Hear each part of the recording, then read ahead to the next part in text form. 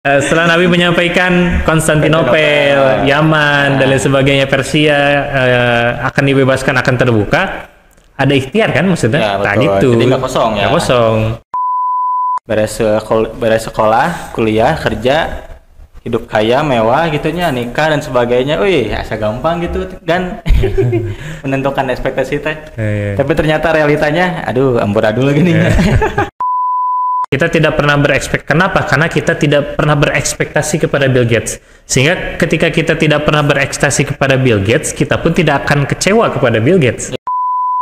Kita tahu lahnya enak daripada standar Quran tuh yang lebih viral tuh atau yang lebih kepake tuh standar TikTok. Standar TikTok, standar Instagram. Kenapa seseorang itu bisa kecewa? Karena dia menaruh ekspektasi, harapan, cita-cita kepada orang lain. Ya, enggak ke dalam dirinya. Enggak ke dalam diri.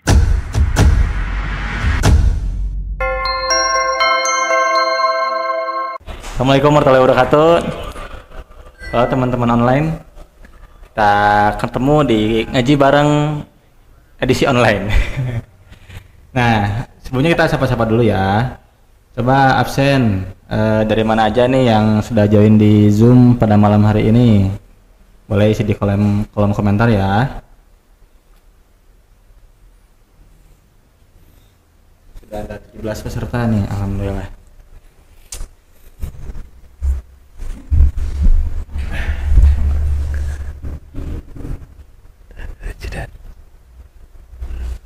Oke, pada malam hari ini kita akan ngebahas tentang mengelola ekspektasi.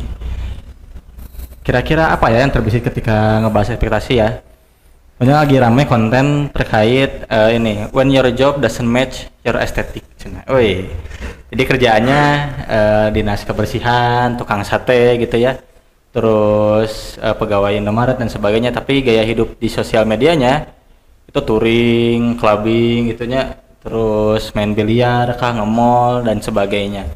Nah, apakah ekspektasi kita itu tergantung terhadap sosial media atau mungkin kita tarik ke dalam diri kita, oh ekspektasi saya mah ada membahagiakan orang tua, tapi terlalu banyak plot twist geningnya di usia segini setelah menjalani beberapa fase kehidupan, beres sekolah, kuliah, akhirnya kerja, ternyata tidak seindah itu ya ekspektasi itu gitu. Kan biasa geningnya beberapa konten yang sering saya lihat, beres sekolah, kuliah, kerja, hidup kaya, mewah gitunya, nikah dan sebagainya. Wih, asa gampang gitu kan menentukan ekspektasi teh. Tapi ternyata realitanya, aduh, amburadul gini. Apalagi selepas masa sekolah ketika kita masih ditanggung oleh orang tua, masuk ke kuliah, terus masuk ke dunia kerja, ternyata hidup memang seberat itu ya. Ternyata hidup memang penuh cobaan, hidup tidak sesuai dengan ekspektasi kita. Nah, biar kita kupas lebih dalam hari ini terkait ekspektasi, karena jadi masalah Gen Z nya sekarang. Masalah Gen Z banget. Masalah Gen Z banget ya. Sebenarnya masalah udah lama sih ya gitu. Betul. Dalam berbagai macam point of view atau konteks lah ya, si ekspektasi ini baik dalam konteks agama misalnya takdir dan lain sebagainya, atau misalnya tadi kesehatan, keluarga, relationship gitu ya. Atau contoh dulu sebenarnya sampai saat ini masih viral ya, ketika dalam konteks yang buruk ya, ada satu aplikasi kencan date misalnya, ya kan gitu, ngedate gitu. Terus blind date. Fotonya kan kayak gitu, pas ditemuin di luar ekspektasi gitu ya. Ternyata sendalan, ternyata gimana kan gitu ya sebenarnya. Hari ini trennya itu kan berubah ke media sosial kan ya, di feed estetik banget dan sebagainya. Tapi satu sisi juga ketika ada orang-orang yang kemudian berusaha menampilkan tampilan-tampilan atau citra-citra yang baik misalnya di media sosial, satu sisi jadi nilai poin plus gitu ya. Sebenarnya mungkin si dia tuh lagi ngafirmasi diri gitu. Betul, mungkin orang-orang tuh butuh validasi. Gitu validasi ya. Terkait saya tuh pengennya gini loh, meskipun realitanya tidak sesuai ya.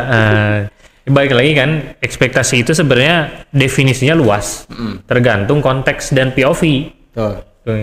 Jadi si ekspektasi ini misalnya kalau dalam konteks agama, apakah bisa dikaitkan dengan takdir misalnya, ketika kita menargetkan, kan kalau di internet itu banyak berseliweran definisi dari ekspektasi itu cita-cita, harapan, impian dan lain sebagainya, sesuatu yang kemudian jauh di depan gitu ya, yang seseorang targetkan itu ekspektasi kan, kalau secara letter luck atau secara definisi di internet KBBI gitu. Oke. Nah, apakah ekspektasi itu kita gantungkan gitu ya, sesuai dengan definisi di internet, di sosial media? Kita tahu lahnya enak daripada standar Quran tuh yang lebih viral tuh atau yang lebih kepake itu standar TikTok. Standar TikTok, standar Instagram.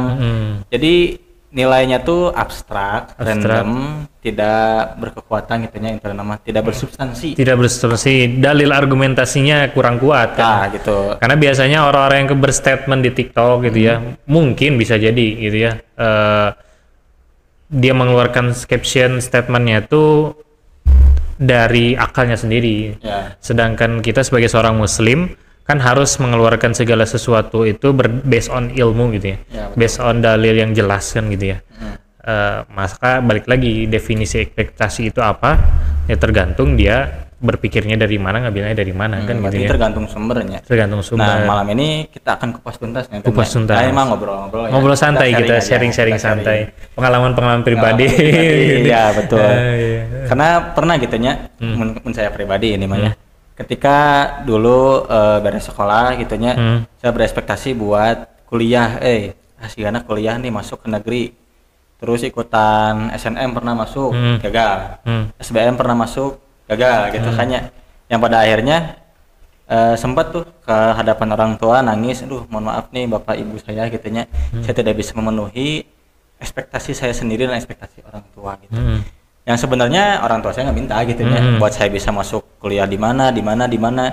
Nah kan berarti secara definisi gitu ya, kita bahas dulu secara definisi atau secara substansinya gitu katanya. Apakah definisi ekspektasi itu terkait diri atau terkait eksternal, eksternal diri kita, lalu kita gantungkan ekspektasi itu, atau gimana sih sebenarnya gitu ekspektasi itu? Menurut saya gitu, menurut aneh gitu Jit, ekspektasi itu kayak ilmu Al-Quran. Satu ayat di dalam Al-Quran itu multitafsir. Meskipun mungkin dalam perdebatan ilmu itu kita nggak boleh sembarang nafsirin satu ayat. Untuk misalnya contoh surah Al-Insyirah gitu ya. Surah Al-Insyirah itu alam nashrah laka sadrak wa wada'na anka wizrak dan sebagainya kan gitu ya. Hari ini surat Al-Insyirah adalah khususnya di ayat fa inna ma'al usri yusra kan gitu ya. Selalu diriletkan kepada kondisi-kondisi diri kan gitu ya. Kondisi-kondisi misalnya lagi struggle ekonomi, lagi struggle kuliah dan sebagainya. Itu boleh gitu ya. Tapi dalam konteks misalnya perdebatan ilmu gitu ya, si surat Al-Insyirah si ayat itu harus dikembalikan pada asbabun nuzul kan gitu ya. Nah, ini sama halnya dengan kita mendefinisikan ekspektasi. Sebenarnya secara umum boleh banget si ekspektasi ini teh dimultitafsirkan, baik dalam POV diri, POV orang lain ke kita gitu ya, tergantung kondisi pada saat itu hari ini apa gitu ya. Sebagai contoh, teman-teman yang hari ini nonton mungkin berekspektasi terhadap judul kajian atau sharing ini apa kan gitu ya.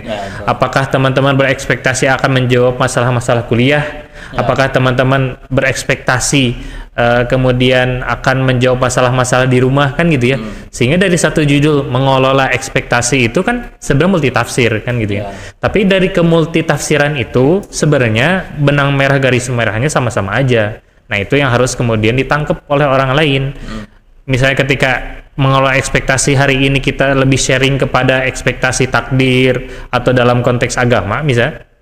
Nah, tinggal seseorang menangkap benang merah garis merahnya dan itu dikaitkan kepada ekspektasi keluarga, ekspektasi kuliah dan sebagainya kalau mampu. Makanya agama Islam kan ngajak kita berpikir Jid, supaya afala ta'qilun, afala tatafakkarun kan gitu ya.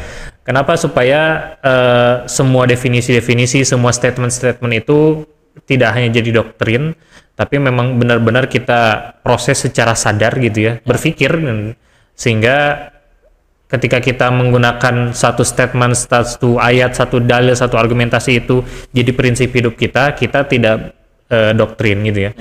Tapi berdasarkan kesadaran keutuhan kita hadir dalam berpikir terhadap statement itu. Nah, itu contohnya. Jadi maksudnya gini, ekspektasi. Hari ini kita diskusi ekspektasi nih, apapun A sampai Z-nya gitu ya. Katakanlah kita lebih dominan bahas ekspektasi terhadap dalam konteks misalnya agama kan gitu ya. Ada usaha-usaha yang kemudian tidak sesuai dengan realita, misalnya kita udah mengupayakan belajar habis-habisan malam dan lain sebagainya, daftar beasiswa misalnya LPDP kan gitu ya. LPDP terus beasiswa pemerintah dan semua ikut semua kan gitu, yang ngirim berkas dan sebagainya. Ekspektasi kita kan pengen keterima gitu ya. Kita tuh jadi wah orang udah usaha nih, udah maksimal effortnya, kira kowe gitu ya. Masa sih nggak masuk, masa sih nggak lulus ke sana kemari kuliah dan lain sebagainya. Kemudian ketika ekspektasinya ternyata tidak sesuai dengan realita, Anda dinyatakan gagal kan gini, SBM, SNMPTN. Nah, kata Anda dinyatakan gagal itu multitafsir. Bagi seseorang, tiap orang beda-beda. Ketika dia membaca Anda dinyatakan gagal, ada yang tafsirannya, maksudnya tafsiran itu translate gitu ya. Jadi mengimplementasikan kalimat Anda gagal. Nah, orang-orang beda-beda kan memahami kalimat Anda gagal itu. Ada yang kemudian qadarullah gitu ya. Masya Allah, jadi tenang kan gitu ya. Ada yang kemudian kecewa, sedih, stres dan lain sebagainya. Ada yang kemudian malah jadi sebagian orang bunuh diri, mungkin sebagian orang jadi stres, depresi dan lain sebagainya. Ada yang udah kayak enjoy aja kan gitu ya. Cuek aja ya. Perbedaan itu kenapa bisa terjadi? Karena biasanya disebabkan dengan luasnya cara pandang atau sempitnya cara pandang. Balik lagi ke ilmu kan gitu ya. Berarti tergantung dari inputan yang dia terima. Dia terima. Kayak contoh jatuh, jangan jatuh lah ya, jatuh atau tikus stroke ya dalam Sunda. Tikus stroke itu orang-orang Sunda gitu ya. Orang-orang kan beda-beda ya, tergantung kebiasaan. Ada yang mungkin ketika tikus stroke jatuh itu mengucapkan kata-kata kasar, refleksnya apa kan gitu ya. Ada yang kancing coplok kan gitu ya, ada yang kemudian astagfirullah dan sebagainya. Ini bukan tentang salah dan benar gitu ya. Ini bukan tentang salah dan benar dulu, belum bicara ke sana kan gitu ya. Tapi ketika orang misalnya ekspektasinya dalam realita yang tidak sesuai, respon refleks dia apa kan gitu ya. Oke, berarti merespon kejadian yang sudah kita terima gitu ya. Berarti jadi ekspektasinya nggak salah sebenarnya ya. Menggantungkan harapannya nggak salah, tapi cara meresponnya. Cara meresponnya kan gitu ya. Banyaklah POV kayak gitu ya bisa. Tapi satu sisi lain kita tuh harus berekspektasi tinggi. Ekspektasi ini definisi lain juga. Ekspektasi tinggi itu bisa kita sampaikan, bisa kita tuliskan, ucapkan biasanya by data. Contoh, by data. Ketika Rasulullah ini nggak apa-apa ya buat cerita sejarah, mudah-mudahan nggak berat ya. Ketika Nabi misalnya di perang Parit gitu ya, menyebutkan bahwasanya Konstantinopel akan dibebaskan dengan sebaik-baik pasukan dan sebaik-baik pemimpin, atau gerbang Yaman, gerbang ini akan terbuka dan sebagainya. Itu adalah ekspektasi Nabi. Satu sisi itu basyirah ya, benar, kabar gembira. Padahal di hari itu lagi riuh-riuhnya. Lagi lapar-laparnya, tapi Rasul memberikan basyiron tadi, kabar gembira, ekspektasi kan? Ekspektasi terhadap Islam, ekspektasi terhadap umatnya atau pasukannya. Nah, tapi Rasulullah mengucapkan itu pasti tidak berimajinasi, berkhayal saja. Maksudnya beliau pasti by data, mengukur kekuatan. Jadi by akal, by rasio gitu ya. Contoh, saya kayaknya 2045 saya akan jadi bagian dari Indonesia cemas kan, atau Indonesia emas tadi maksudnya. Cemas bosku.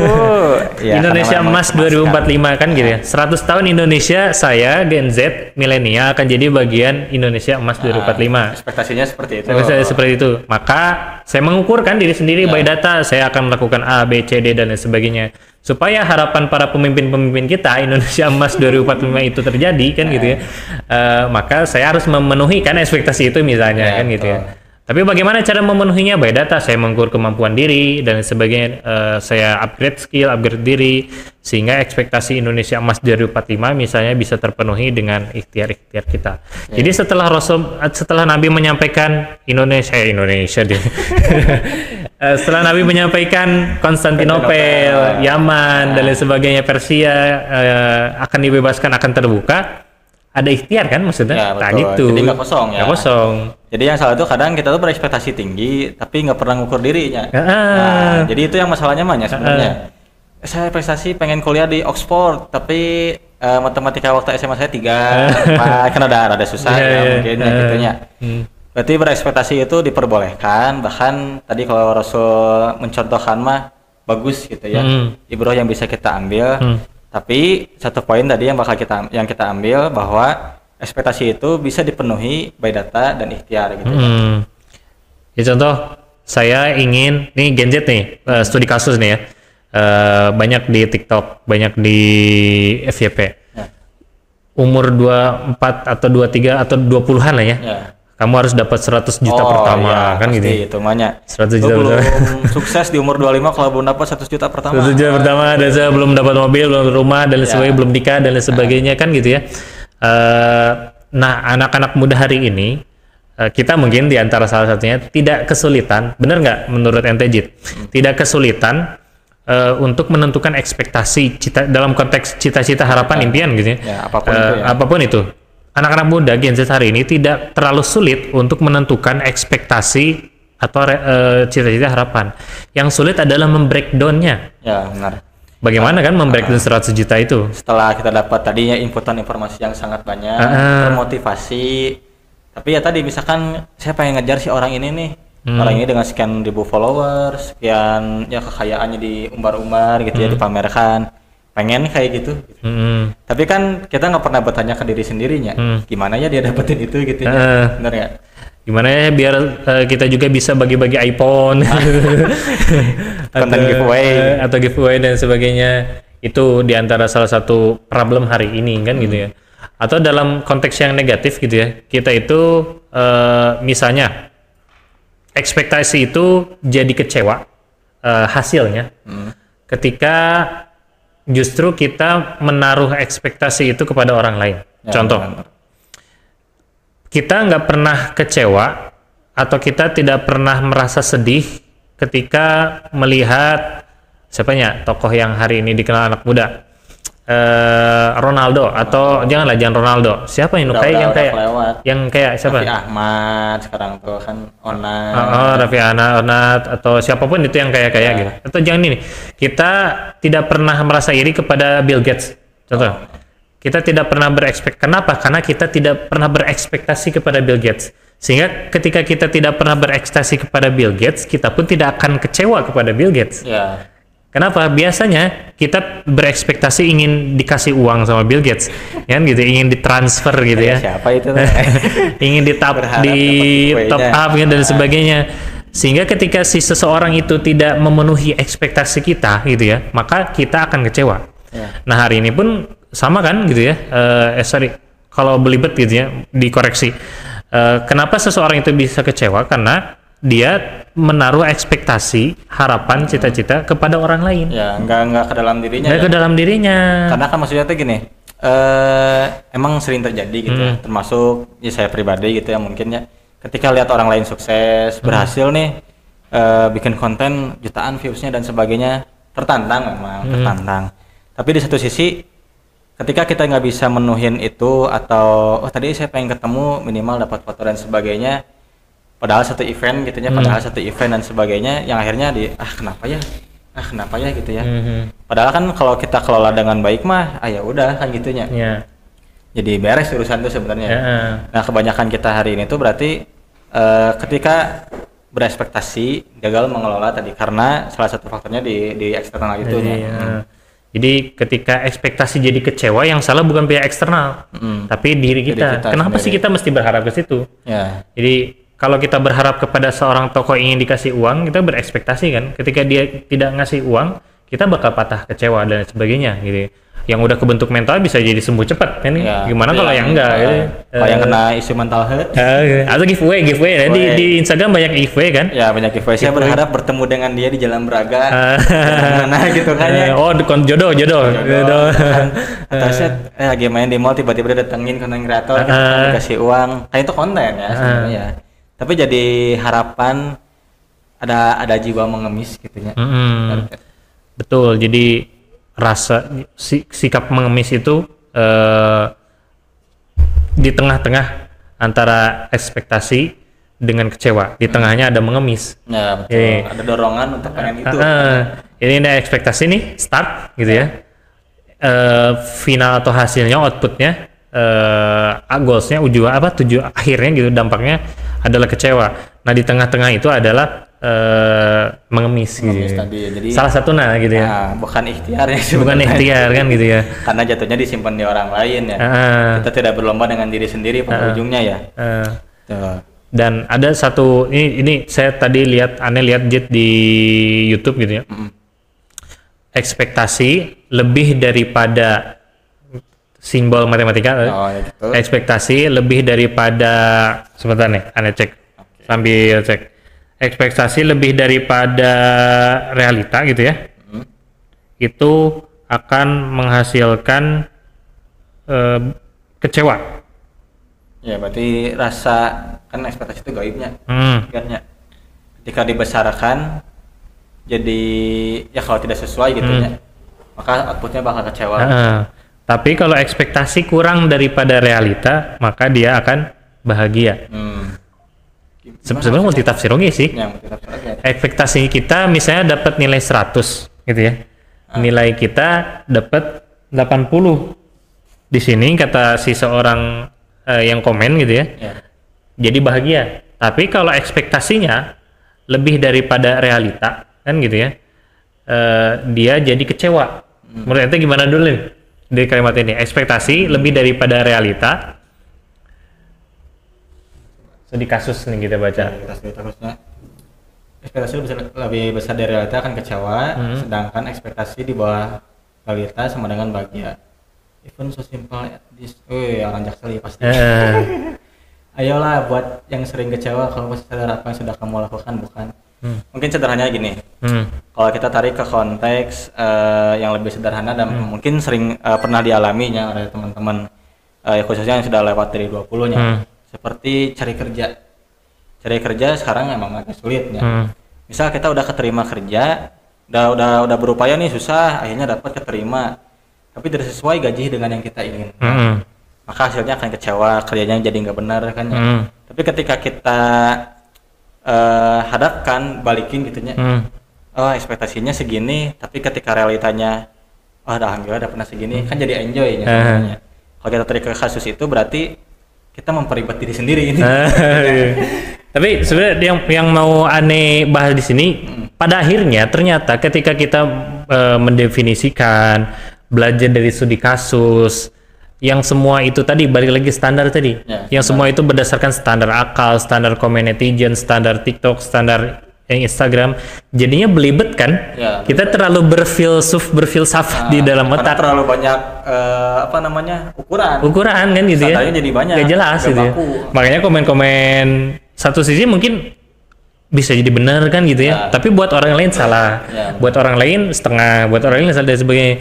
Jadi apa yang disampaikan terkait ekspektasi oleh para misalnya netizen, komen-komen di YouTube dan lain sebagainya, pada akhirnya akan membingungkan kita kalau statement-statement dalil-dalil itu ini kita benturkan lagi ya, gitu ya. Tadi kan kita seakan-akan membenarkan semua POV kan gitu ya.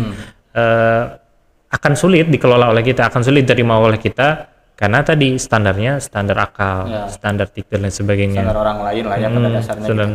Nah, terus gimana nih kalau tadi ada banyak standar?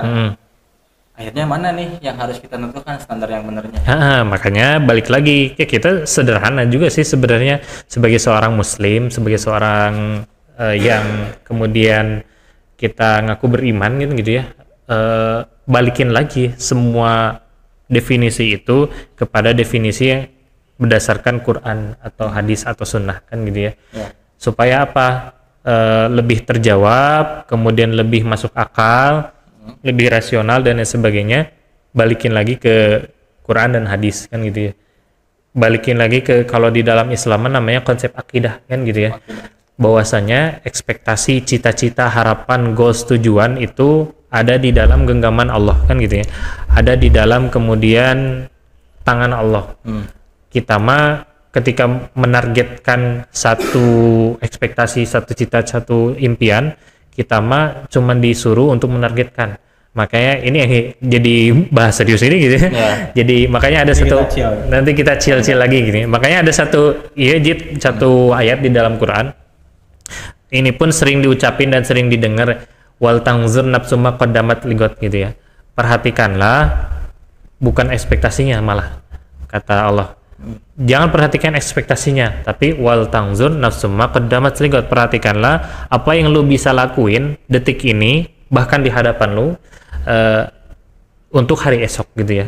Hari esoknya diakhirkan gitu ya. Karena itu perihal takdir, perihal hasil dan sebagainya. Tapi yang Allah suruh ke kita gitu ya, sebagai seorang muslim, wal tangzur nafsum ma qaddamat ligot. Lu cuman disuruh untuk memperhatikan apa yang ada di depan lu, apa yang ini sedang kita podcast misalnya, sedang syuting atau sedang mendengarkan, cukup perhatikan apa yang sedang di depan. Contoh, tidak usah memikirkan hasil, jadi paham atau enggak, jadi lancar atau enggak, atau bisa jadi tercapai atau enggak. Karena urusan ekspektasi yang bisa terpenuhi itu urusan Allah. Nah, ketika seseorang, gampangnya secara teori mungkin gampang, ketika seseorang malah jadi kecewa terhadap ekspektasi, sebenarnya dia sedang ngambil job desk Allah gitu ya. Sebenarnya dia sedang ngambil yang harusnya dia bawahan malah ngambil job desk atasan gitu ya. Padahal dia posisinya di bawah tapi dia jadi decision maker kan gitu ya. Kan nggak nyambung. Kebijakan ya. Memaksakan kebijakan agar realisasi. Enggak, ini soal ekspektasi. Ekspektasi bukan. Ya itulah. Itu ya. Padahal dia di bawah kan gitu ya. Tetap kan pemutus kebijakannya mah yang di atas kan gitu ya. Tetap di Allah kan. Di Allah gitu ya. Tugas kita mungkin hanya gedor-gedor gerbang misalnya kan gitu ya. Tapi jangan juga sampai merusak misalnya. Tapi yang merusak nggak apa-apa. Enggak. Gelek ini. Nyambung ya. Nggak nyambung. Ya teman-teman, ini nggak ada apapun nih, maksud apapun. Jadi tugas kita cuman berikhtiar, berdoa terhadap ekspektasi yang kita set goalsnya gitu ya, ekspektasi yang kita tuliskan ya. Teman-teman bisa tulis ekspektasi itu supaya nggak jadi apa ya, kayak angin yang bukan angin, debu yang berterbangan gitu ya. Kayak setiap tahun kita bikin resolusi. Coba cek lagi yang udah bikin resolusi di di bulan Januari kemarin, udah sampai mana tuh resolusinya? Karena itu ekspektasi ya. Tahun ini saya bakal diet, saya bakal bla bla bla bla bla. Coba cek lagi. Makanya. Biasanya juga ekspektasi itu nggak akan, ini dalam konteks yang malah lebih mudah kan, kesehatan kan, insania. Ekspektasi itu akan sulit dicapai goalsnya kalau tidak dituliskan progresnya kan gitu ya. Makanya dalam konteks agama, dalam konteks ibadah ubudiyah spiritual gitu ya, supaya kita bisa lebih mindful, lebih enjoy ketika hasilnya tidak sesuai dengan ekspektasi, sama harus ditargetkan. Misal pengen umroh, pengen haji, pengen itu dan sebagainya, dalam harus ditulisin kan gitu ya. Tahun depan kapan berapa budgetnya dan lain sebagainya. Apa itu teh? Ini budget acara, kan itu ekspektasi acaranya kan 5.000 peserta kan itu ya. Makanya harus di RAB-in kan, harus di setting sehingga ketika harus ikhtiar sponsor pitching kemana-mana, sehingga ketika ekspektasinya misal tidak sesuai dengan realita kan kita sudah beroptimal sebenarnya mungkin. Kita udah bikin checklistannya. Betul gitu. Jadi di antara salah satu penyebab kenapa ekspektasi jadi kecewa bukan hanya tentang penerimaan sikapnya. Ternyata si seseorang tersebut tidak pernah berikhtiar bahkan atau tidak pernah mencatat progres daripada mencapai ekspektasi itu. Jadi masalah yang umum mungkinnya. Kan tadi di awal kita udah bahas bahwa ekspektasi itu banyak standarnya, lalu kita luruskannya bahwa ekspektasi itu tadi ketika kita sudah mencanangkan, simpan di Allah gitu ya. Biarkan Allah yang nanti mengabulkan. Betul. Nah, tapi kadang memang sering terjadinya tuh gitu ya kan ya. Kita udah ngeset nih, ekspektasi saya nanti Desember punya tabungan sekian. Tapi nggak pernah ngeset tuh tiap bulannya nabung berapa, saving berapa, buat jajan berapa, yang akhirnya tabungannya nggak capai, kita jadi bikin lagi tahun depan gitu. Jadinya malah jadi kecewa kan gitu ya. Malah jadi overthinking, aduh nggak kecapai dan sebagainya. Salah siapa nggak di setting kan, di progres. Banyak hal sebenarnya ekspektasi dalam konteks jodoh kan gitu ya. Saya pengen jodohnya kayak Nabi Muhammad ini. Ada quotes kan gitu ya. Apa sih kemarin? Yang ekspektasimu seperti Muhammad tapi nggak kayak Khadijah gitu. Tapi dirimu tidak seperti Khadijah kan gitu ya. Atau yang ya kita sering lihat hanya ekspektasi hari ini tuh kan banyak ya di influencer terus papan atas hanya artis dan sebagainya, yang ketika kita berekspektasi pengen kayak mereka, tahu-taunya karena masih hidup ya, ini konteksnya karena masih hidup, selingkuh, KDRT dan sebagainya, yang akhirnya runtuh lagi itu ekspektasinya kan ya. Dalam bab jodoh gitu ya. Kalau tadi kita udah bahas versi finansial. Nah, kalau di bab jodoh gitu kan ya, memang kadang ekspektasi kita tuh berlebihan gitu. Berlebihan. Ya. Karena selalu melihat keluar sih. Memang selalu melihat keluar. Standarnya tuh bukan yang tadi, balik lagi ke bukan yang Allah tetapkan ya. Kalau udah di set sama Allah kan ya, apa aja kan yang 4 hal tuh? Takdir. Apa yang mana? Tadi yang standar jodoh. Ekspektasi kan ada 4 nilai. Oh, yang jodoh. Agamanya yang kayak gitu. Paras kalau nggak salah ya, nasab, terus kekayaan atau harta dan agama kan gitu ya. Ini kan yang harus jadi standar. Benar gitu yang itu? Karena ekspektasinya tuh terkadang kita cuman di poin pertamanya aja. Di paras cantik, oke, gas gitu. Kan gitu ya. Padahal yang substantifnya adalah agama kan ini kan. Perihal jodoh. Atau biasanya ada kemudian orang sedang membranding dirinya, orang sedang kemudian mencirikan dirinya sebagai couple goals gitu ya. Pasangan impian. Satu sisi jadi positive vibes gitu ya. Jadi contoh yang baik. Jadi contoh yang baik, serius. Jadi contoh yang baik, keluarga yang harmonis dan lain sebagainya. Jadi contoh, jadi inspirasi, motivasi dan lain sebagainya. Nah, itu buat si orang yang tampil kan gitu ya. Nah, buat orang yang lihatnya kadang-kadang jadi motivasi juga. Kadang-kadang kalau belum beres dalam urusan dirinya, jadi sesuatu yang kemudian toksik bisa jadi buat dirinya, jadi menggebu-gebu, pengen seperti keluarga A, pengen seperti couple goals up dan sebagainya. Akhirnya menstandarkan, menguswahkan kalau bahasa agamanya kan gitu ya. Standar couple goals itu seperti ini gitu ya. Dan ketika dia mengupayakan, oh ternyata realitanya tidak sesuai kan gitu, tidak seindah TikTok gitu ya, tidak seestetik kemudian di feed dan lain sebagainya. Karena mungkin yang kita lihat kan udah tampilan ujungnya ya, kita nggak tahu tuh proses dia sebelum nikah tuh kayak gimana. Sehingga ketika kita lihat, pasangan ini romantis, suaminya ke istrinya gimana melayani dan sebagainya ya, memuliakan gitu bahasanya, istrinya sebaliknya kepada suaminya. Tapi kita nggak nge-breakdown, dia tuh udah beres dulu dengan masalah pribadinya, udah beres dengan amalan-amalannya, udah beres dengan finansial, keluarga dan sebagainya. Baik lagi ke ekspektasi yang harus dibarengi dengan ikhtiar dan checklist-an. Dan kurang-kurangi persentase faktor eksternal dalam ekspektasi kita, sehingga kita tidak akan mudah kecewa. Karena ketika kita kecewa dalam hal ekspektasinya tidak terpenuhi, itu karena persentase faktor eksternalnya lebih banyak ketimbang faktor internal. Kita terlalu fokus kepada eksternal, kita terlalu fokus kepada luar. Padahal hidup ini ada tahapannya, gitu ya. Hidup ini ada urutannya dan itu nggak bisa loncat kan, gitu. Fokus kepada diri sendiri kan, gitu ya. Setelah kita fokus kepada diri sendiri, maka ada step-step selanjutnya yang harus kita tempuh kan, gitu ya. Membangun keluarga, tidak kemudian fokus ke orang lain dan sebagainya. Pokoknya supaya si ekspektasi itu terpenuhi dengan sempurna, dengan optimal, maka di dalam Islam justru kita harus mengoptimalkan anugerah atau potensi yang sudah Allah beri gitu ya. Potensi pendengaran, potensi penglihatan, potensi akal dan lain sebagainya. Ketika kita mampu mengoptimalkan si potensi itu dan itu kita fokus ke diri gitu ya, maka ekspektasi apapun yang kita set gitu ya, goals apapun yang kita setting akan satu sisi akan mudah terpenuhi. Kalaupun tidak terpenuhi, kita tidak akan kecewa karena kita tidak bergantung. Karena kita nggak menjadikan itu nilai tetap gitu contohnya. Jadi misal tadi balik lagi ke step by step, membangun step by step. Karena ketika kita lihat, ini orang udah jadi, ini orang udah sukses, ini sudah berkeluarga, sudah harmonis dan sebagainya. Tapi ketika kita mau mencapai itu tidak mengikuti hal yang sama yang sering kita dengarnya, proses yang sama tidak akan menghasilkan hasil yang berbeda, gitu kan ya. Nah, maka dalam pengolahan proses ini gimana gitu? Proses gimana maksudnya? Ya dalam tadi kan sudah set nih, ekspektasinya gini. Kan tadi Gani masih menjabarkan secara umum. Kita kasih contoh kasus yang jelas lah contohnya. Misal tadi saya pengen ngeset 50 juta pertama saya dalam 1 tahun ini. Nah, kadang kan kita tuh tidak mengukur dirinya. Saya gaji saya cuma 3 juta nih, gimana ngesetnya? Nah, untuk mengoptimalkan bisa ke sana tuh kumahanya gitu. Supaya hasilnya tetap sama gitu. Supaya tercapai Kan gitu ya. Maka yang perlu dibenahi sebenarnya yang bukan yang harus di otak-atik bukan si ekspektasi goalsnya.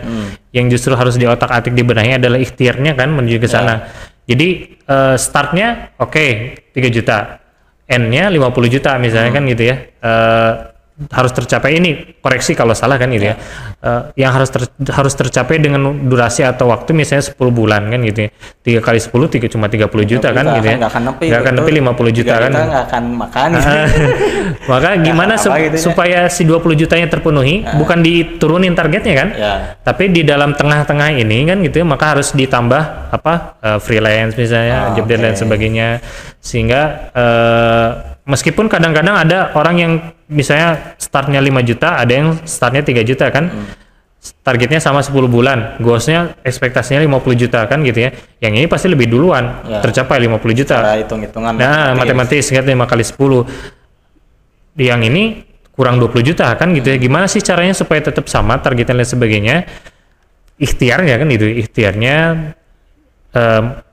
otak-atik si prosesnya gitu ya. Atau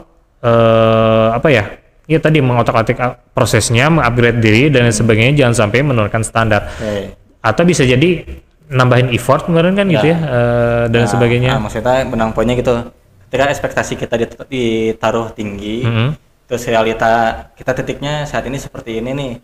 Nah, berarti baiknya mah tidak dirubah set goalsnya, tidak dirubah ekspektasinya, tapi kitanya mau effort lebih. Nah, kan problem Genset sekarang tuh males, kayak kan ya udah jalanin hidup mah gini we. Kerja alhamdulillah kan gitunya, nggak kerja ya di alhamdulillahi kan gitunya. Contoh dalam konteks kesehatan. Kayak kita pindah ke kesehatan. Next kesehatan gitu. Ekspektasi kita atau orang lain dua ya. Kita dan orang lain, kita bisa lari 10 kilo. Dalam waktu 10 kilo terlalu ini lah ya. 5 kilo 30 menit kan gitu ya. Tiap orang beda-beda heart rate-nya. Heart rate di tengah-tengah udah ngos-ngosan. Udah 190 kan gitu ya. Ya kemarin ya sama. Ada yang kemudian baru beberapa menit sudah heart rate-nya 190 dan sebagainya kan gitu ya. Baru beberapa kilo dan sebagainya. Startnya beda-beda kan gitu ya. Kondisi fisiknya tentu beda-beda. Targetnya sama 5 kilo, waktunya misalnya harus 30 menit. Gimana kan biar sama kan? Kadang-kadang biar sama, yang satu harus ditambah effortnya kan gitu ya. Ada workout dan sebagainya, atau dia pace-nya lebih cepat kan gitu ya. Mungkin ditambah jadi 4 km per jam dan saya misal gitu ya. Yang satu sisi effortnya biasa-biasa aja, dia tetap mampu 5 kilo 30 menit kan gitu ya. Maka gimana supaya si B itu tetap bisa sama si A kan gitu ya. Dia harus nambah effortnya. Dan ketika nambah effort itu bisa jadi hasilnya sama. Kalaupun nggak sama, mungkin di next kesempatan akan sama. Karena dia akan bertingkat ke upgrade kan gitu ya. Yang penting udah berprogres. Kita fokus pada ikhtiar kan gitu ya. Meskipun nanti qadarullah misalnya 5 km itu malah jadi sejam, tapi di pekan depan atau 2 pekan depan kan udah 40 menit dan lain sebagainya. Pada akhirnya dia akan sama. Nah, kadang kita tuh itu tidak menghargai progres. Ketika berekspektasi tinggi, terus kita berprogres, bukannya bersyukur, ya satu sisi merasa tidak puas gitu ya. Tapi di satu sisi malah nggak bersyukur kan, jadi juga ya. Tapi jangan jadi problem juga ketika si seseorang ini malah fokus kepada si B gitu ya. Si B yang malah fokus ngelihat si A, padahal si A pun nambah kan kecepatan. Dia berprogres. Dia 5 kilo jadi 20 menit kan gitu ya. Si A 5 kilo jadi 20 menit, si B 5 kilo jadi 40 menit kan gitu ya. Tetap fokus ke diri gitu ya, karena nanti ujung-ujungnya jadi ngerumah, jadi dengki, itu yang bahaya. Jadi penyakit hati kan gitu ya. Jadi ekspektasi bisa menumbuhkan rasa dengki tadinya. Rasa dengki. Dan penyakit hati itu kalau terjemahan Imam Al-Ghazali gitu ya, di buku Minhajul Abidin gini Jit, malah jadi sesuatu yang bisa menghapuskan amal atau pahala gitu. Jadi buat apa ikhtiar? Pada akhirnya ketika hasilnya tidak sesuai dengan ikhtiar jadi penyakit hati. Nah, penyakit hati itu malah kemudian akan jadi menghilangkan si amal atau ikhtiar itu secara pahala ya. Secara pahala. Jadi gugur gitu. Jadi gugur. Jadi makanya capek-capek berprogres, pahala nggak dapat, ya, malah hasil juga tidak sesuai ekspektasi, jadi kecewa. Makanya iya fokus lagi ke diri. Oke, berarti kita dapat satu benang merahnya tadi ya. Ketika berekspektasi maka fokus ke dalam diri sendiri ya. Jangan fokus ke pihak eksternal atau orang lain. Boleh jadikan orang lain contoh, tapi balik lagi ke diri sendiri gitunya. Dalam ngeset itu kita mau progresnya bagaimana, membicarakannya bagaimana. Karena ketika kita jadikan eksternal sebagai tolak ukur, maka hasilnya bakal tadi kecewa, dengki dan sebagainya ya kan ya. Nah, terus solusi. Nah, bagaimana? Karena ya itu mah insan ya, manusiawi gitu ya. Saya berekspektasi tapi tidak sesuai dengan realita. Saya udah bekerja keras tapi kok nggak sama kayak dia gitunya. Gimana sih solusinya gitu? Biar karena tadi udah dibahas kayaknya beberapa tips-tipsnya gitunya. Tapi yang lebih substansi dalam mengelola dirinya tuh gimana sih? Ada dua hal menurut Anejit. Yang pertama penerimaan. Gitu ya. Penerimaan atas kondisi diri, atas ekspektasi apapun hasilnya tercapai atau tidak gitu ya. Kita harus menerima. Hari ini bisa jadi standar juga nih gitu. Jadi pakai ke TikTok. Ada yang ada yang viral, welcome to Legowo era. Ya itu lagi ramainya. Welcome to my Legowo era. Tapi kalau ditarik dalam konteks Islam gitu ya, atau dalam konteks agama, penerimaan itu jadi penting terhadap takdir gitu ya. Menerima itu secara teori mungkin bisa dimudahkan gitu ya. Tapi secara prakteknya gimana sih? Sama kayak kita lari tadi ya. Menerima itu kadang-kadang harus terpaksa dipaksa kan gitu ya. Sama kayak kita sholat, antara sadar, kalau sadar di sini mudah kan, orang yang sholat dengan sadar, dengan inisiatif gitu ya, dengan kesadaran penuh, hadir utuh dan lain sebagainya, dia akan lebih mudah. Tapi wajib tetap wajib kan gitu ya. Buat sebagian orang ada yang sulit, ada yang berat, tapi buat dia tetap wajib, maka dia tetap harus melaksanakan sholat dan dia terpaksa atau dipaksa untuk sholat supaya dia bisa menerima perintah itu dan terbiasa terhadap perintah itu. Nah, sama ekspektasi pun penerimaan. Lebih substantifnya lagi apa sih penerimaan itu? Memaksakan menerima kan gitu ya. Memaksakan menerima. Jadi dengan realita yang kita terima hari ini gitunya. Kalau udah di set nih tahun ini bakal gini, tapi ketika tidak nyampe ya udah terima dulu. Terima aja dulu gitu ya. Terima dulu. Itu mindset awalnya. Yang kedua, balikin lagi ke sumber segala sesuatu. Dari segala hal. Siapa itu? Allah kan gitu ya. Balik ke Allah ya. Balik lagi mindsetnya setelah diterima, jangan sampai kemudian tidak connect ke Allah gitu ya. Setelah diterima langsung connect ke Allah gitu ya. Karena kadang gini, yang pernah saya temuin gitu ya, di beberapa kasus, kadang penerimaan yang sulit itu jadi anxiety gitu ya, jadi overthinking, jadi insecure dirinya sendiri. Berarti emang sepenting itu kan ya penerimaan. Kadang-kadang ada orang yang gampang, ada orang sulit ini dia. Yang gampang juga mengalami rasa-rasa sulit kan gitu ya terhadap penerimaan. Benar, ada rasa sakit yang diterima dulu. Orang yang pro nerima takdir, nerima ekspektasi yang tidak sesuai hasil, dulunya juga newbie kan gitu ya. Pasti kita nggak pernah diajarin itu. Semua yang pro pasti newbie kan gitu ya. Memangnya Nabi Muhammad sampai bisa SAW gitu ya, sampai bisa pro menerima segala kondisi kan ditempa selama 40 tahun kan gitu ya. Benar. Jadi sebelumnya ada pengkondisian dulu. Ada pengkondisian, pembinaan, latihan, penjagaan dan sebagainya, sehingga 40 tahun Nabi Muhammad Rasulullah SAW dibentuk gitu ya. Di 40 tahun itu dirasa cukup, maka segala apapun tantangan ujian kan gitu ya. Beliau bisa menerima, beliau bisa kuat, beliau bisa tahan banting karena memang Allah jaga, Allah bentuk selama 40 tahun. Ya, berarti emang ada tadi balik lagi dalam pemrosesan diri pun sama ya. Ada tahapan-tahapan. Nggak langsung bakal jadi orang kan gitu. Kadang karena gitu ya ekspektasi yang sudah muncul kita nggak pernah lihat prosesnya seperti apa. Terus ketika nggak sesuai, tadi ya benar kata Ganinya, penerimaan itu jadi terlewat fasenya untuk menerima, untuk tadi sebelum jatuh kecewa kan ada fase nerima dulu ya. Oh kita gagal ternyata, pasti mikir kan di situnya, gagal, tadi penerimanya bakal seperti apa kan ya, sehingga outputnya bakal berbeda nanti kan gitu. Nah selanjutnya solusinya ini menurut perspektif Anda nih Jit, solusi selanjutnya adalah tadi kan udah 2 ya, menerima dan connect ke Allah, kembalikan kepada Allah. Yang ketiga adalah lakukan ikhtiar itu sampai benar-benar tuntas 0. Ini sebenarnya pernah disampaikan minggu lalu nih, tapi buat teman-teman yang baru join mudah-mudahan bisa ngambil insight. Jadi lakukan segala ikhtiar itu sampai benar-benar tuntas gitu ya, atau contoh sederhananya kalau minum itu sampai habis. Biasa anehnya orang makan. Ini analoginya, ini analoginya, minum itu sampai habis. Nah kalau kalimat Qur'annya itu farugta fansab gitu ya, farugta ya. Jadi farugta itu di Al-Insyirah gitu ya. Farugta itu adalah melakukan sesuatu sampai tuntas. Tafsirnya sampai beres gitu ya.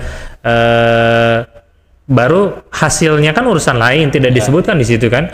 Perihal hasilnya tidak Allah kemudian spill di ayat itu. Tapi ketika seseorang itu setelah farugta melakukan sesuatu ikhtiar sampai 0 gitu ya, ekspektasinya terpenuhi atau tidak, ayat selanjutnya fansab, maka tetaplah bekerja keras dalam urusan lain kan gitu ya. Jadi ini mindset yang perlu kita bangun. Tadi sederhana minum yang nggak pernah dihabisin gitu.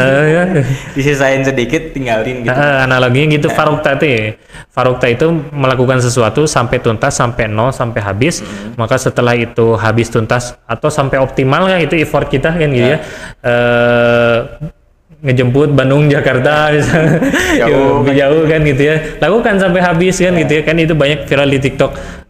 Kalau ngajak pasangan itu makan gitu ya, di Sabuci, sedangkan diri sendiri di warteg kan gitu ya, kan habis-habisan effort kan gitu ya, maksudnya baheta effort habis-habisan, bab ka Allah mah bab Allah seadanya kan gitu ya.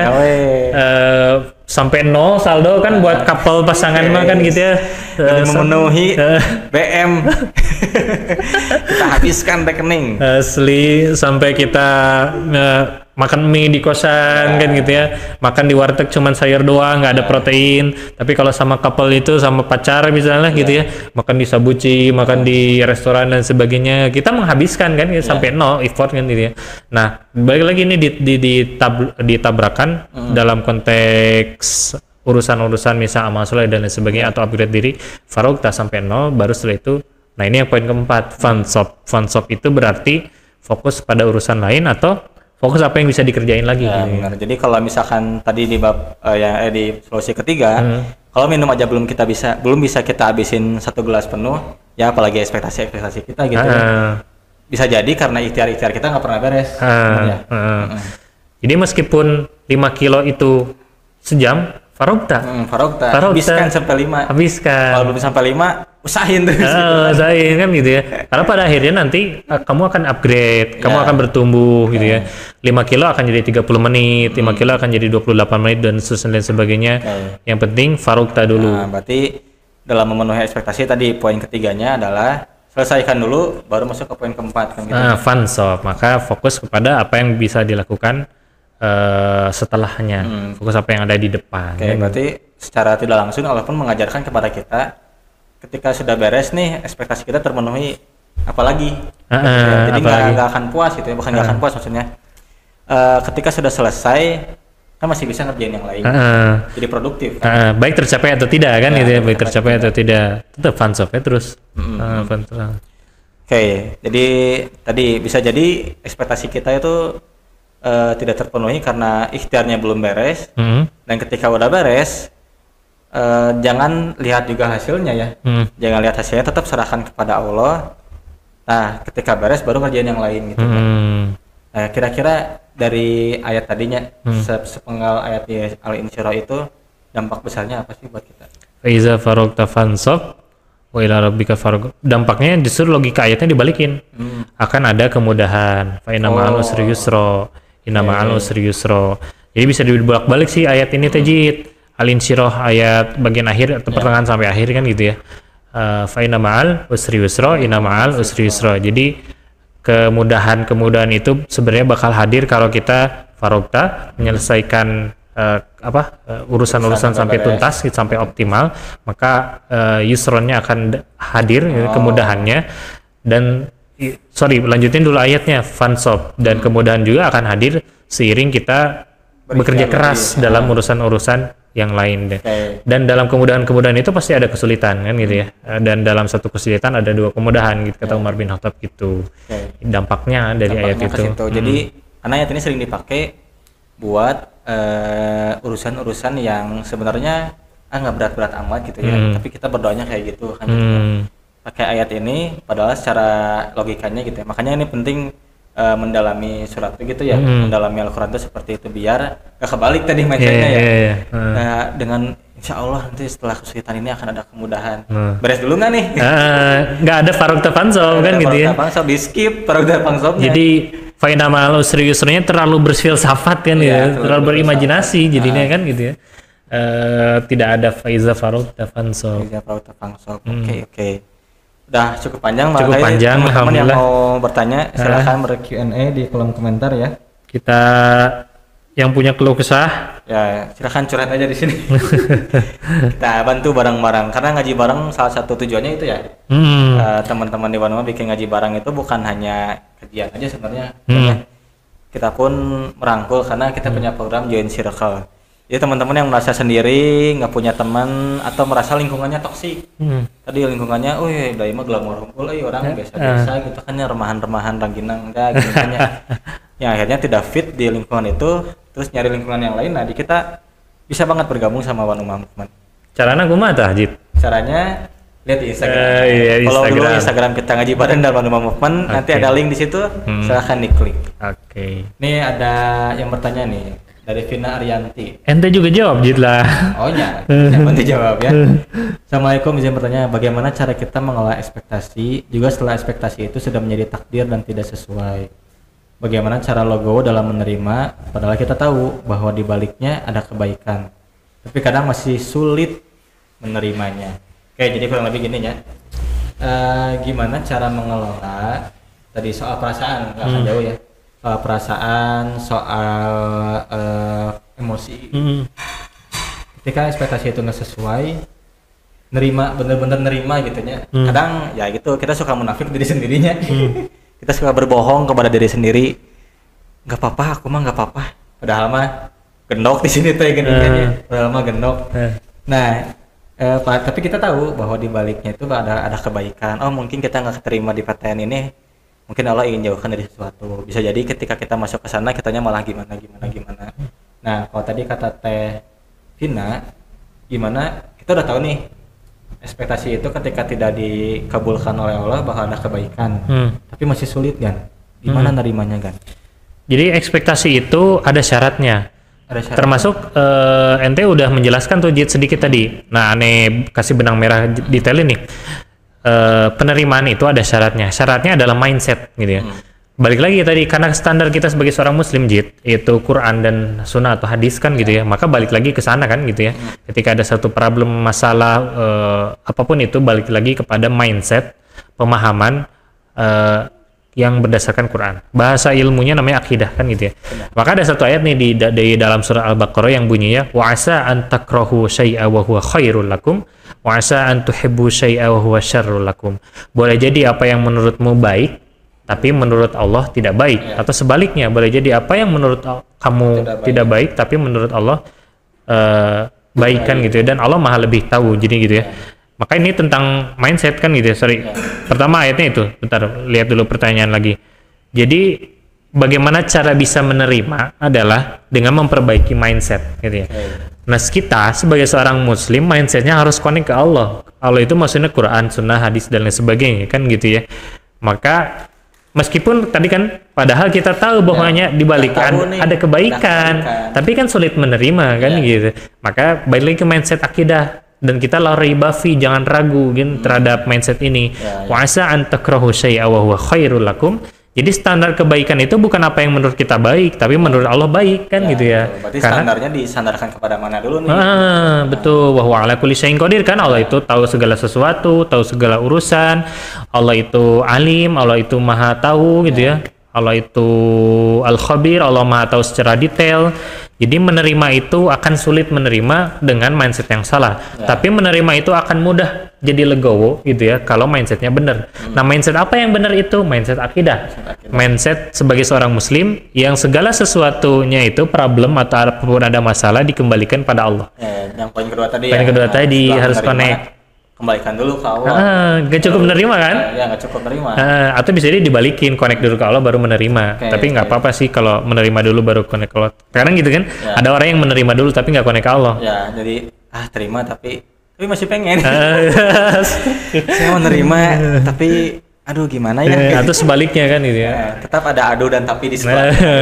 Tapi ada yang sebaliknya langsung connect ke Allah itu baru menerima kan, langsung qadarullah baru saya bisa menerima. Nah, kalau dari saya nih buat Tevina ya, setelah kita tadi udah tahu nih bakal ada kebaikan di setelahnya gitu ya, ketika ya udah nggak keterima nih di sini atau tidak sesuai dengan ekspektasi kita, takdirnya nyampainya tidak sesuai, terus kitanya masih gendok gitu ya, karena biasa merasakan gitu, saya juga sering merasakannya dan manusia gitu. Tapi kalau tips dari saya mah mending dialihkan gitu. Dialihkan. Dialihkan. Makanya tadi penting bikin checklist itu penting. Oh, kalau nggak nyampe ini apa ya? Kalau nggak nyampe ini apa ya? Kalau nggak nyampe ini apa ya? Selalu punya plan B, C, D, E sampai Z gitu. Jangan cukup di plan A. Nah, kadang yang bikin kita sulit menerima tuh karena plan kita cuma A. Nggak punya plan B sampai Z gitu. Jadi sulit karena nggak punya pilihan lain. Nah, gitu. Jadi buat Tevina tadi, selain tadi kata Gani, setelah penerimaan coba mindsetnya sandarkan ke Allah. Kalau versi saya tadi, kalau kita nggak keterima di sini ya cari plan B-nya gitu. Kalau kita nggak sesuai nih kerjaannya, jobdesknya berjibun gitu misalnya, gajinya segini, ya cari plan B-nya, plan C-nya, plan sampai Z-nya gitu. Jadi kita punya alternatif pilihan ketika ekspektasi kita tidak sesuai gitu. Gitu ya. Semoga bisa tertangkap ya Tevina ya. Hadiahnya. Ini kita kayak ini ya, psikolog. Yang mau konseling boleh nanti gini aja. Silakan DM gitu ya. Tapi apapun teman-teman silakan kita discuss kan ya, sharing santai. Siapa yang mau ngirim lagi di kolom komentar boleh, apapun lah pertanyaannya ya. Karena pekan depan dan seterusnya mudah-mudahan nanti kita bakal lebih seringnya live di YouTube Zid. Live di YouTube. Jadi nanti kita lebih leluasa, lebih bebas dan lebih up to date lah. Banyak audiens kan gitu ya. Karena gini, semakin banyak POV itu akan memudahkan kita ya. Semakin banyak POV dari orang-orang, banyak problem-problem yang diceritakan, kita enak tuh ngebedahnya. Bisa jadi karena kita malu bertanya ya. Lalu kita tanyakan ke orang lain, kita jawabnya. Nah, teman-teman semua jangan lupa juga buat cek Instagram kita ya Jit ya, @kita-ngaji-bareng dan @OneUmmah-Movement, karena selain ada ngaji bareng online, ada banyak program kegiatan yang lainnya, ada ngaji bareng rame-rame gitu ya. Masuk yang private class, ada We Care We Speak Jit, ada Nutri-Skill. Nutri-Skill itu kayak belajar hard skill, soft skill kan gitu ya. Lebih ke profesional kan gitu ya. Yang diasah. Jadi nggak cuman kita diskusi-diskusi seputar mental, agama dan sebagainya, tapi ada juga upgrade diri. Nah, jadi teman-teman yang mau gabung di mana-mana silahkan. Jadi kita nggak hanya kajian aja sebenarnya. Jadi kita tuh sedang memperluas spektrum. Apa sih spektrum? Ya pada intinya di Wanoma itu nggak hanya kita ngobrol gini gitu ya, menyampaikan sudut pandang dan sebagainya. Tapi teman-teman kita bakal bantu arahkan, gitu ya. Bakal kita bantu menjawab masalah bareng-bareng gitu ya. Karena banyak yang insecure, overthinking di luar sana karena sendiri. Intinya karena sendiri.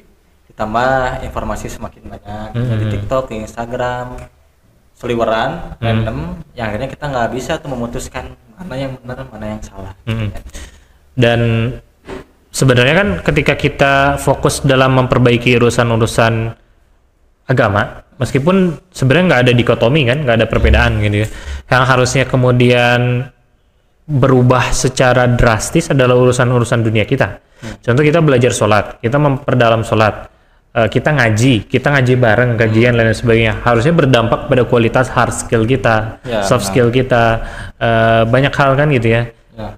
Sehingga mungkin bisa jadi ketika seseorang itu mungkin kan gitu, ini cuman hipotesa sementara, ketika seseorang belajar fokus agama, ngaji, Quran, akidah dan sebagainya, tapi urusan-urusan dunianya tidak terperbaiki gitu ya, apakah dia sedang dalam tanda kutip mengsekulerkan kan gitu ya, memisahkan kan agama dengan urusan dunia kan gitu ya, secara luas kan gitu ya. Mudah-mudahan tidak kan gitu ya. Ada yang nanya lagi nih kayaknya. Oke, dari Karere. Assalamualaikum, izin tanya Kak. Waalaikumsalam. Gimana caranya nanggepin kondisi yang dimana kita udah membatasi ekspektasi atau bahkan nggak berekspektasi apapun pada satu hal, tapi tanggapan orang-orang di sekitar yang seolah mendukung kita untuk berekspektasi pada satu hal yang kita batasi ekspektasinya. Balik lagi ke itu dulu jawab Jip. Jadi kita mah be aja gitu ya. Kita mah biasa-biasa tapi gandeng ya tetangga, biasa gandingannya. Kapan nikah, kapan lulus kuliah, kapan dapat kerja. Nah, menanggapi hal di luar diri kita sendiri mah emang bukan sulit ya, tapi ini realita yang harus kita terima gitu ya kan ya. Terkait ini mah seolah-olah mendukung kita untuk berekspektasi pada satu hal yang kita batasi ekspektasinya, jadi suka berlebih gini kan. Jadi malah orang lain yang lebih bersemangat padahal kitanya biasa-biasa aja gitu ya. Kurang lebih gitu pertanyaannya. Ini saya nggak jawab.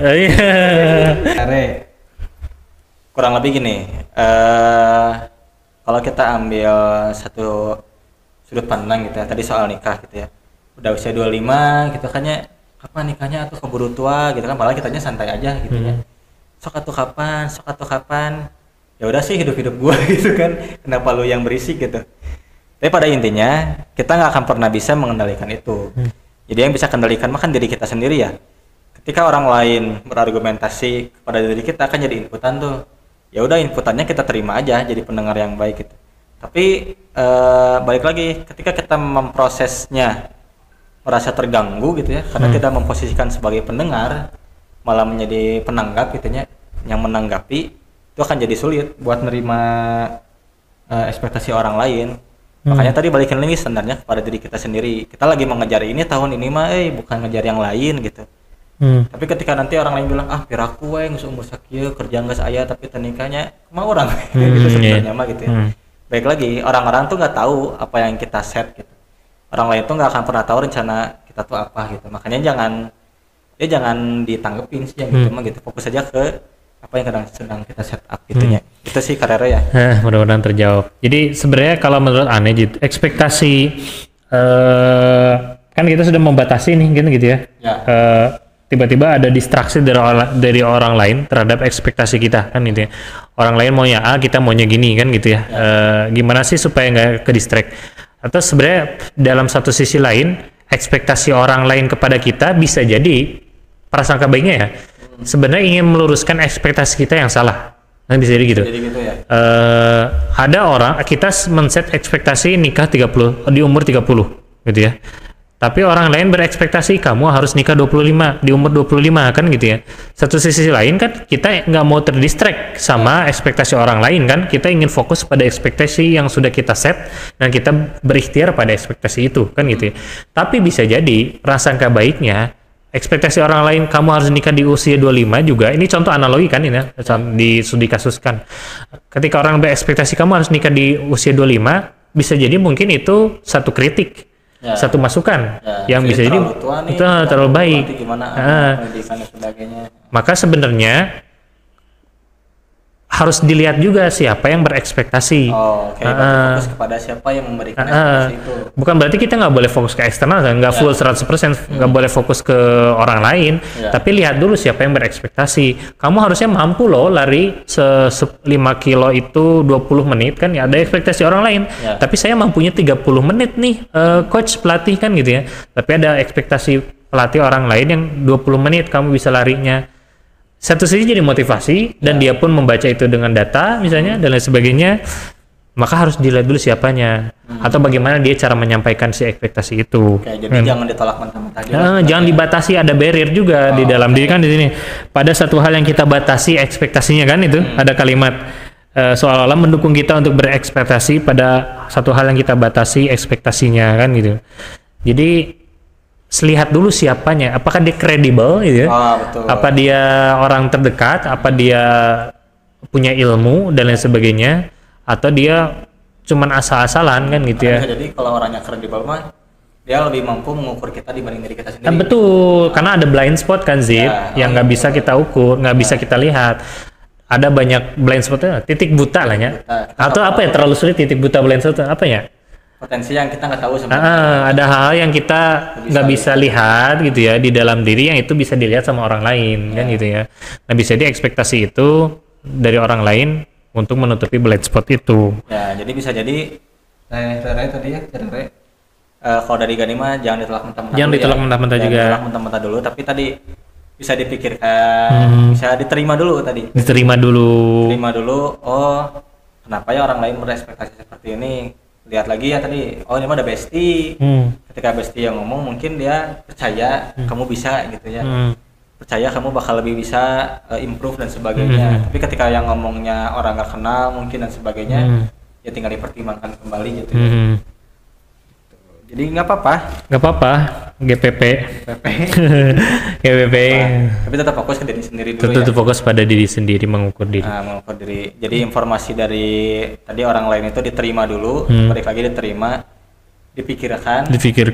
Kalau kita, ternyata mampu ya, berarti alhamdulillah kan ya, jadi motivasi. Tapi ketika kita tidak mampu ya udah, nggak usah jadi beban gitu.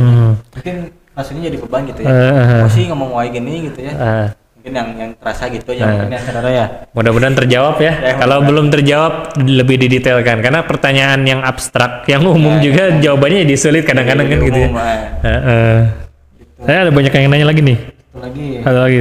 Assalamualaikum, waalaikumsalam dari Labibah. Izin bertanya, jika gagal mencapai sebuah tujuan atau target, kapan kita masih perlu untuk terus mengupayakan dengan ikhtiar lebih? Atau itu adalah emang takdir yang harus kita terima? Bentar, gimana Sob? Jadi mungkin gini kan, kita udah ngeset nih tujuannya, ternyata gagal. Apakah dia extend waktunya? Tadi soal 50 juta misalnya, saya pengen 50 juta di Oktober, ternyata nggak tercapai. Apakah kita postpone ke tahun depan? Atau ya udah terima aja kita nggak bisa nyampe ke titik itu gitu. Aneh dah. Oke. Ini kayak ini nggak tahu nyambung atau nggak, mudah-mudahan nyambung gitu ya. Kita belajar sejarah Nabi Musa berikhtiar sampai akhir di ujung laut kan gitu ya. Oh ya, mentok, tapi beliau terus berikhtiar, berdoa dan sebagainya, berzikir, konek ke Allah. Pada akhirnya di ujung titik mentok ada jalan keluar kan gitu ya, dengan si lautnya dibelah kan, si laut merah itu. Nah, maksudnya di sini kapan kita masih perlu untuk terus mengupayakan dengan ikhtiar yang lebih. Jadi kalau belum sampai 12 bulan pas kan gitu ya, berarti harus terus mengupayakan ikhtiar selebih kan gitu ya. Benar. Kalau belum sampai 5 kilo kan gitu ya, harus tetap lari kan gitu ya. Jadi kapan perlu terus mengupayakan dengan ikhtiarnya adalah ketika mentok sampai 12 bulan mencapai 100 juta. Kalau belum mentok terus kan gitu ya. Nah tapi kalaupun sudah mentok, sudah nyampe gitu ya, tapi ternyata tetap tidak tercapai targetnya kan gitu ya, bukan berarti kita gagal sebenarnya. Karena yang dihitung tetap balik lagi bukan hasilnya kan, tapi tetap tentang upayanya. Kenapa? Karena bisa jadi si upaya yang kita lakukan di 1 tahun pertama mencapai 100 juta misalnya 12 bulan itu, dan kita cuman dapat 50 juta selama 12 bulan itu, setengahnya. Nah di tahun depan sebenarnya itu bisa jadi multiple ketika kita misalnya tetap men-set target 100 juta. Bisa jadi kita dapatnya 500 juta. Jadi mindsetnya gitu. Secara logika kalkulasinya bisa jadi gitu. Kita menargetkan 1 tahun, nggak apa-apa lah ya analogi yang duniawi ya, nggak apa-apa dunia yang realistis kayak gitu. Lebih gampang. Jadi contoh kita menargetkan 100 juta di 1 tahun pertama kan gitu ya. Lebih realistis kan, misal 1 Januari 2024 ke 1 Januari 2025 kita target 100 juta. 1 Januari 2025 cuma 50 kan gitu ya. Jangan dikurangin kan? Targetnya jangan dikurangin. Targetnya tetap 100 juta di 1 Januari 2026. Oh, 26. Nah, 26. Nah, ketika kita melakukan effortnya sama atau bahkan lebih, nah itu bisa jadi 500 juta gitu. Jadi 600 juta kan gitu ya. Bisa jadi lebih. Bisa jadi lebih. Tapi kalaupun masih tetap 50 juta bahkan kurang kan gitu ya. Kualitas diri kita ke upgrade. Ya, benar. Gitu sebenarnya. Ini nggak rugi-rugi amat. Nggak rugi-rugi amat kan gitu ya. Rugi-rugi amat ya. Ketika hasilnya tidak sesuai ekspektasi, nggak rugi-rugi amat gitu ya. Ikhtiar kita harus fokus ke ikhtiar. Ya, fokus ke ikhtiar. Untuk Biar nanti ikhtiar. Allah yang turunin pertolongan. Biar Allah yang turunin pertolongan. Yang biasa terjadi gitu ya. Yang sering saya alami gitu. Ketika udah nyampe titik akhirnya, baru tuh Allah mudahin segala sesuatunya gitu. Kalau saya kasih contoh gitu ya. Contoh sederhana aja, misal ketika dulu pengen kerja, COVID, lama kan COVIDnya suka ngerek beberapa bulan, ternyata panjang gitu ya. COVID, terus orang tua pun tadi akhirnya di rumah kan dan sebagainya, kan bingung tuh.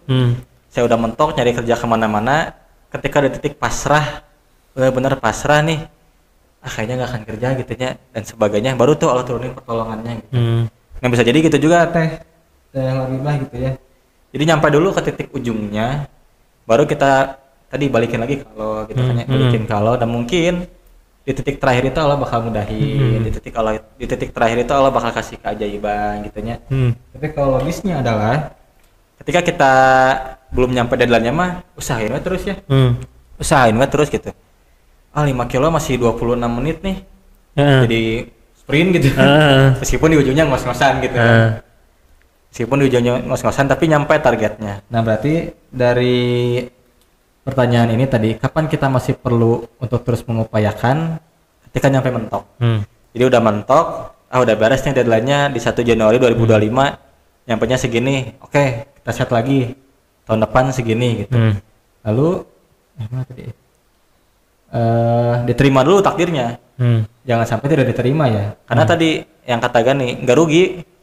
Kita nggak dapat kerugian apapun, bahkan bertambah gitu ya. Kualitas dirinya. Kualitas dirinya. Dan ini ada bagian akhirnya, Jit. Dan atau itu adalah memang takdir yang harus kita terima. Nah, ini menarik, Jit. Jadi takdir itu bisa jadi takdir kalau kita berhenti. Oh. Ketika berhenti jadi itu takdir. Contoh, kita memutuskan menikah dengan si A. Itu jadi takdir kalau kita berhenti di si dia. Ya benar. Tapi kalau kita misal ingin berikhtiar mencari yang lain, bukan berarti nyari yang gimana gitu ya. Maksudnya diluruskan ya. Bukan berarti kita yang aneh-aneh kan. Mungkin dianya nikah sama orang lain. Betul, dianya punya background kelam, belum beres dalam dirinya dan sebagainya. Maka kita belum berhenti takdir jodohnya. Jadi takdir itu bisa jadi takdir, ditambah lagi nih katanya, jadi takdir final kalau kita berhenti di dalam peristiwa tersebut. Maka Nabi Musa alaihissalam gitu ya, peristiwa di ujung Laut Merah itu, bukan di ujung Laut Merah, ketemu di ujung bukit mungkin atau di ujung jurang kan gitu, sebelum laut ya. Di ujung jurang itu belum takdir final, tapi takdir finalnya adalah terus menerus kan. Nabi Musa ketuk tongkat, itu jadi takdir final. Nabi Musa jalan jadi takdir final.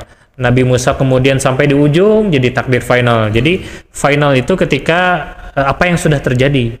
Nah, ketika kita terus melanjutkan ikhtiar-ikhtiar itu, maka itu belum jadi terus bergulir kepada takdir-takdir lainnya. Jadi analoginya sebenarnya jodoh tadi.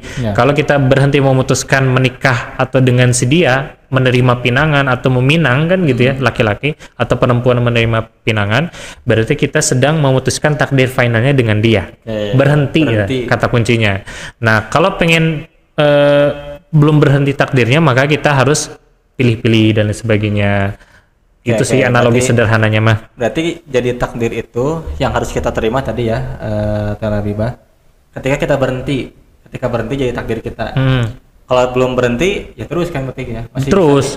Kalau kita masih terus ingin melanjutkan kan gitu ya. Berarti pertanyaannya mau dilanjutin atau enggak? Gitu. Jadi takdir kalau berhenti, tapi bisa jadi nyampe ke ekspektasi kita ketika kita terus berikhtiar sampai takdirnya tercapai. Gitu. Untungnya takdirnya dibatasi 10 tahun, nggak bisa 15 tahun. 3 periode. Ya betul. Gak bisa extend ya. Itu mah gak bisa extend. Kalau maksain itu menabrak takdir. Jadi jangan seperti itu ya kawan-kawan. Enggak contoh itu bagi gimmick iklan. Gimmick aja. Oke. Gitu. Jadi Itu semoga terjawab ya, Mbah ya. Semoga terjawab.